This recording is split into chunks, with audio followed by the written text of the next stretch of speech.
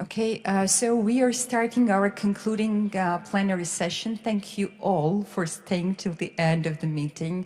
And without exaggeration, I think that this was one of the most engaging kind of forum. And I would like to thank all the incredible panelists, moderators, and the facilitators of the meeting.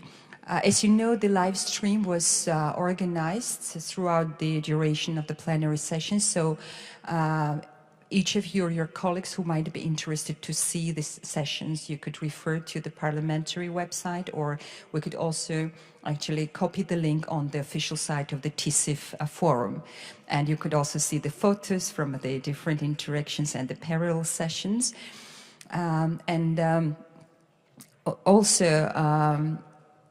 Organizational-wide, please, right after the concluding plenary, we will have a reception on behalf of the Speaker of the Parliament and on behalf of the Chairman of the City Council at the Grand Hall of the Tbilisi City Assembly. It's a very close kind of vicinity. It's a walking distance if you would like to walk. Otherwise, you will be escorted as usual to the meeting venue. Now, as you know, we had the 4 parallel discussions, and I would like to ask each of the moderator of the sessions to give a brief feedback on the discussions. So my colleague from Kenya, Esther, will brief us about the outcomes of the parliamentarian and governmental sessions. Miriam will be discussing the business panel outcomes. Ajay will brief us about the International Development Partners vision. And Judy Kuriansky will debrief us about the outcomes of the civil society perspective. Esther, the floor is yours. Good evening. Okay, so one of the things that we all agreed is that even though we're 3 years into the SDGs and it took off from the Millennium Development Goals, most members of parliament, I mean, if you stood outside the parliament in Kenya and asked the parliamentarians as they came out, what is the SDGs? You might be surprised that maybe 70% of the parliamentarians have no idea what the SDGs is all about. So the first thing is, how do we get them all involved as legislators, get them to really be in touch with it? I mean, Kenya has reported on the VNRs, and it's normally done by technocrats, and the leadership, the elected leaders need to be brought on board in terms of what the SDGs are. So because I'm a member of the SDG caucus, I've actually been involved with civil society, been traveling around Partners for Review. I was here in April, I was in Berlin, and now I'm here. The question is, how do we have an integrated approach? Kenya was a signatory to NEPAD. NEPAD was a buzzword about trade in Africa, but then it just died. And one of the recommendations is, besides all these best practices, how do we make sure that every ministry is brought on board so that it can move from talk to action? And how do we share these best practices? And we know that the money that is required, that needs to be raised, is a lot. But what's important is that the little that they do have right now, what is the impact on the SDGs? So there has to be some way of measuring the impact, because if we look at the bigger picture, that's all fine. But at the end of the day, you really need to be able to measure impact, even with the little money, resources that you have in terms of achievements. We looked at a model of Azerbaijan, how they created a fund with petroleum, and how they managed now to focus on food security. And the fund has been growing. It's almost 230 billion. And it has reduced poverty by 4 points. So that was a good way to gauge putting resources aside, and at the same time, the impact on poverty. And then another thing was memberships. You know, I mean, much as we can get most of the parliamentarians or governments to be signatories, it's important that they're brought to speed, because you find that some of the people that are implementing, like even in Georgia, the implementers of the blockchain are not necessarily backed by law. And if you want to bring legislators on board, then you have to tie in these best practices, these various initiatives to legislation, so that the elected leaders and parliament can allocate it, because that's the only way that you would get funding. Every budget that is made by government has to be funding something that is coined in a law. So it's important that legislators are brought on board. And I think we shouldn't shy away, because they're the main decision makers and they're the ones who allocate budgets for various expenditures nationally.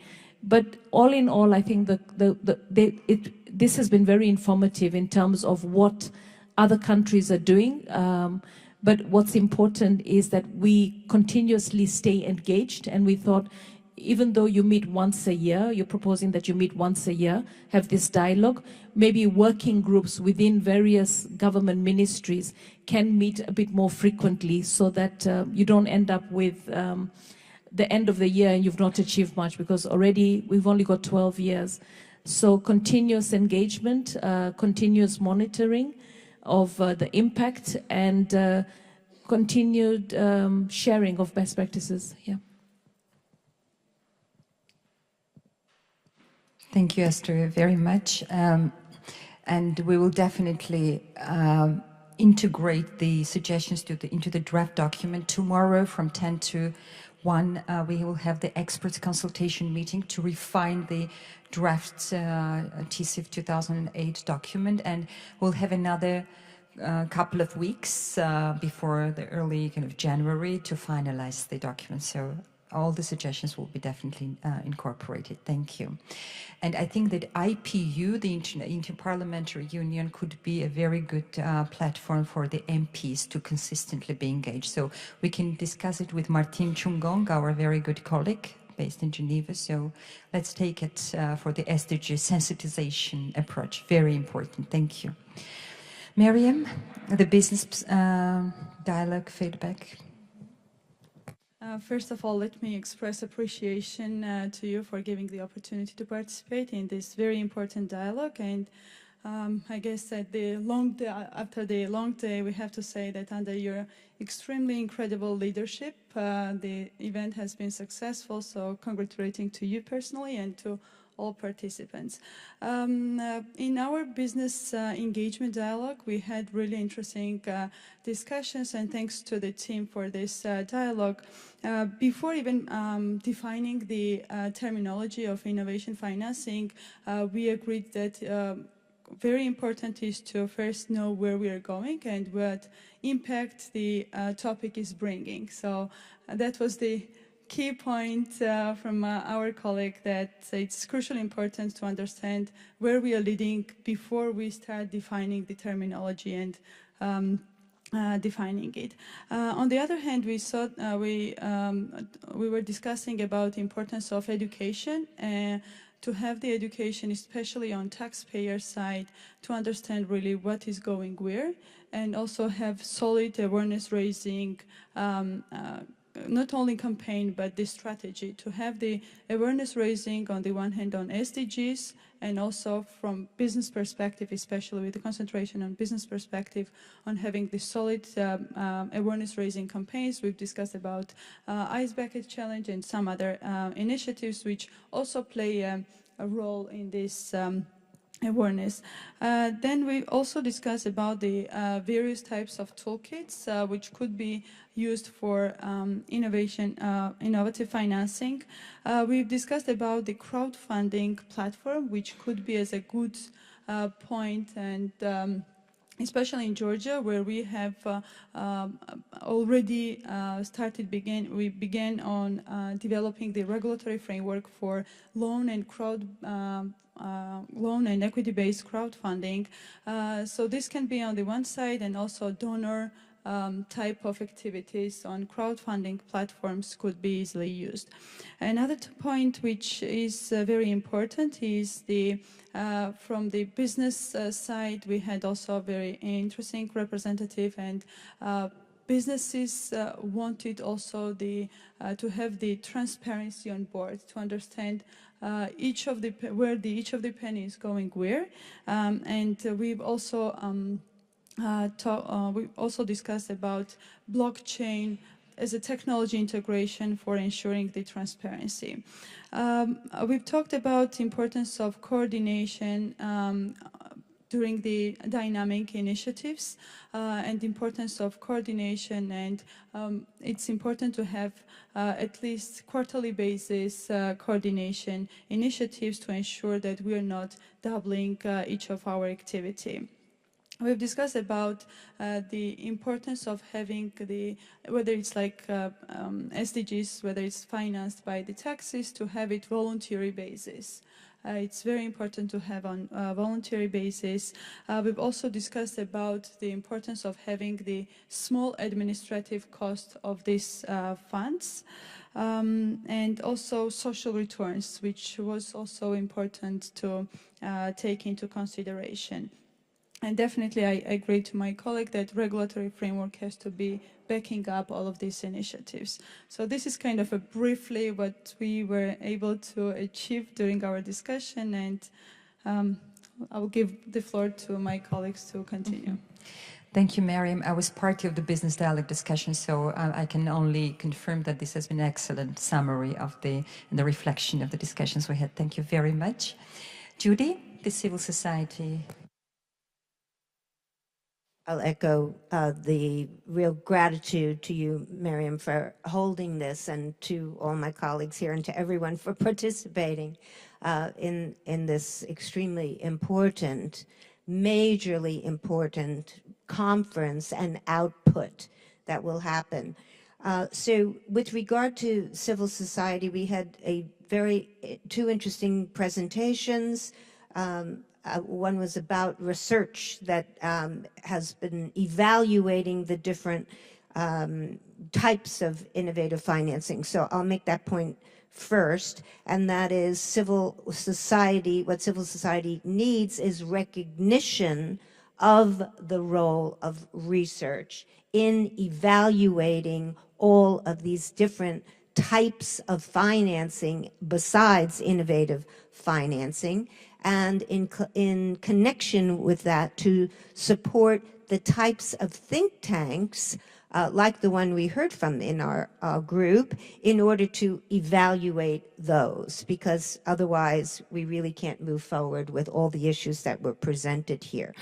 Our other presenter was talking about his sports foundation, and so the bottom line point of that, in a more general way, has to do with really having some way of assessing or taxing or making voluntary donations. All of that is different options of different foundations themselves, membership organizations of scientific groups even, and charity organizations that they would, therefore, that would raise some sort of money that would be on either tickets or some other formatting.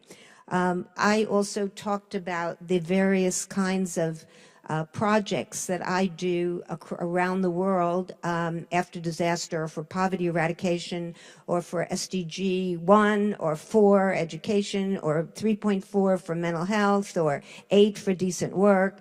And all of these projects involve something that's extremely important for civil society, and that is Goal 17 about multi-stakeholder partnerships. This is really important, and I think that word needs to be reflected in the civil society partners, that civil society wants their voice heard. This is an issue that has been going on for years at the United Nations and in society in general, on the national level and international level, that oftentimes government does not have the time or interest to hear from civil society, and yet it is extremely important to emphasize in here that it is civil society who will really do the MOIs. They are the ones who are going to implement the projects on the ground. And government really knows that. So the crucial importance here for this section is for what civil society wants is for government to honor and respect their voice and to create different fora like this, this one, where there is such an exchange on an equal basis. And that actually was a very good example of that was at the recent Global Compact on Migration that I just came from in Morocco, where there was a common space, that was the name of it, set up. At the UN, we call this interactive dialogues, but this was called Common Space, where civil society actually had equal voice to government in talking about the issue, and both sides found this incredibly valuable. So I think that's important. Just to move on quickly, a fundamental point that we talked about was that we have to define civil society. I think civil society doesn't even know who civil society is. They don't know who the stakeholders are who are included in civil society. And mainly people think it's NGOs, but it's not. Civil society is mainly all those other groups, that stakeholders who are not necessarily involved in government. And so once we discussed that there should be some way of bringing civil society together to have a unified voice in some of these issues. There are models for that, and we do that at the UN, and they're called major groups. So we have major groups for children and youth, major groups for women, major groups for business, and that's one way of managing that. But I think that's fundamental. And then what's really, really critical that we pointed out is that, and this is really similar to what you were saying, Esther, about your group, is that there must be a way to educate civil society, just like educating ministers about what is the SDGs and what is financing it for development, and what FFD, and what is innovative financing, and to make them care. Because why would they care? Why do they care about reading this, this document, dense document, and why do they care about financing? You know what people want, especially those people who are left behind and who are the most at risk and vulnerable. They want food on their table, and they want their kids to go to school. So educating, and by the way, I won't go into it now, but the UN is doing major work with this and getting the word out about what the SDGs are. So that's really, I think, critical.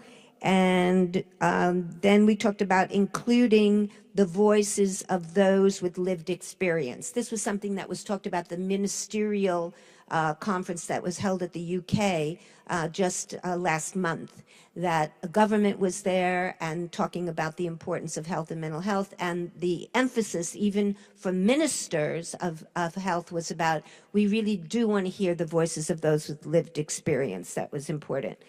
And I think that pretty much covers it. There's more issues, but I think we can talk about more of them tomorrow. Thank you, Judy. Very helpful reflections, and again, that this will all be included in the recommendations and the outcome document. Ajay? Thank you so much, Mariam, and of course our group also thanks you for not only the opportunity to be here, but the excellent organization of this conference and all the interesting discussions and substantive discussions, as well as the fun that we'll have, I'm sure, tonight, and all the organization that's gone into that.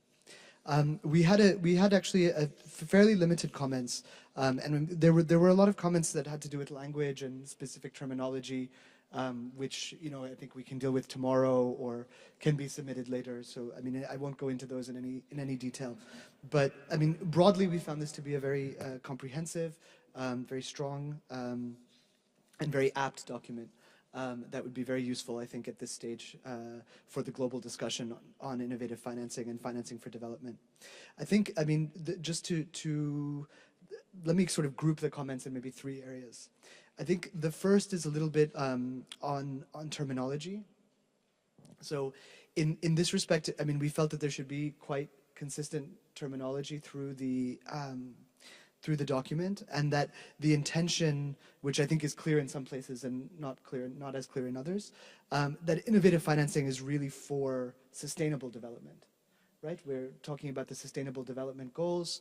We felt that the concept of sustainable development was broad enough to encompass the full range of activities, humanitarian, peace building, etc., that we are engaged in, and that we're also not talking, because there is innovative financing that is separate from innovative financing for sustainable development, right? There are many types of financial and financial system innovations that exist that don't necessarily have to do with sustainable development.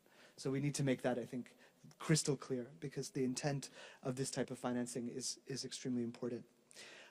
When it came to the definition, we really appreciated the effort to make a comprehensive definition. But to be honest, when we were looking at it and picking it apart and thinking about the existing definitions, we sort of at the end of the discussion went back to the World Bank definition and thought, wow, this is actually pretty good, and it's quite crisp. However, there are a few ideas that are missing that are certainly in your definition. So we thought maybe a suggestion we had was to start from the World Bank definition and to sort of proceed from there. And the two issues that we thought were really missing that needed to be updated, because of course they've been 10 years of advance now, was one on sustainable development, making that clear, and the second was around blockchain and reducing transaction costs and the role of technology. So those aspects are not at all in the World Bank definition, and but we thought that maybe if we started from that basis and updated a little bit, it might be better than creating a whole new definition which requires a lot of study, etc., etc. One issue, we spent a lot of time today talking about quantity of financing and how this innovative financing mechanisms for sustainable development will get us from billions to trillions, or have the potential to get us from billions to trillions. And that's certainly true, and that's certainly critical, and that is certainly why we're all here in many ways. But we also felt that the notion of quality of financing was missing a little bit, and that this was something that we could integrate much further, and that innovative financing for development really has the potential to increase the quality of financing. And that is also around the quality of the transparency of development interventions.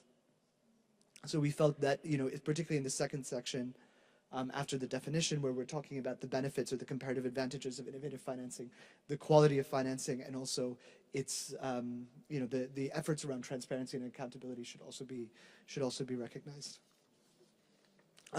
When it came to the section on international development partners, which we looked in detail, we thought actually it might be good to broaden the section out a little bit and to think about, international development cooperation, because it's under the umbrella of cooperation that governments, UN agencies, international financial institutions, etc., are all cooperating on this issue, because the notion of international development partners, I think, means different things to different people. We felt, a lot of the, where there's a lot of examples given and lists, we could probably shorten that or take them out, because once you start listing one thing, you have to list them all, and then it becomes very unwieldy. So in that sense, we thought we could stick to the recommendations themselves, as opposed to lists. And I think, in general, that covers our feedback. But as I said, there's specific line by line things that we can discuss later. Thank you. Excellent, Jay. As you mentioned, consistency of terminology and definitions is really important. We also discussed in the business sector that today when we talk about innovative financing, even in the major international financing documents like Addis Agenda or the ECOSOC outcome document, you will find that one paragraph talks about innovative financing, the other talks about blended financing, the third one talks about, the social impact investments, and the reader, those who are not really familiar, even the policymakers who are not often familiar with the SDG, complexities, they might be extremely confused. The idea of refining the definition and also looking at OECD, World Bank, the different definitions, it's really confusing. If we really need to be consistent in global advocacy, we have to be on the same page and speak the same language to the global leaders. So that was the one of the reasons why we suggested review of the definition. But if your group that had the biggest kind of expertise in terms of international and the SDG related issues, think that World Bank definition is a cornerstone to build on. Of course, that is something that we could discuss tomorrow and finalize over the weeks. And also in terms of the toolkits, again, we have to put a very clear kind of framework, the umbrella, where all the different initiatives will be fitting in. And now when we speak about blockchain, we have to really identify the pros and cons of blockchains in terms of environmental impact, the privacy concerns, and whether we would recommend inclusion of blockchains as potential toolkit for the SDGs. So wonderful recommendations, and all will be included. I think that by this time of the day, it would be difficult to continue into the Q&A session. We have tomorrow for the experts consultations, and we can actually continue work on the documents. But before wrapping up, I wanted to give a big kind of hello applause to all the people who were engaged in organization of this forum, and without their support it would be impossible for me to bring you to Georgia and to actually structure the meeting and have you all around the table. First of all, I would like to start thanking the Paris Secretariat, Sophie, Faten, who have been extremely helpful. Our German partners, Patrick and Philippe, also from the GIZ and the BMZ, who have been extremely helpful in putting together the concept and arrangements. Of course, I cannot leave, again, my dear colleague and friend from the UN, the Permanent Mission of Georgia to the United Nations, Tamar Chelidze. Thank you, Tamar.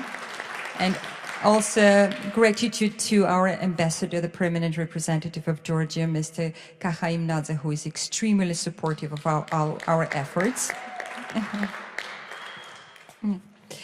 I want to thank especially the protocol service of the parliament. I'm not sure, Irakli, Brokishvili. I mean, you have really done a fantastic job, and all the guests will agree. And also extending thanks to Tamar Holbayer, who has helped so much organization of the meeting. Again, thank you to you and to the whole team working with you.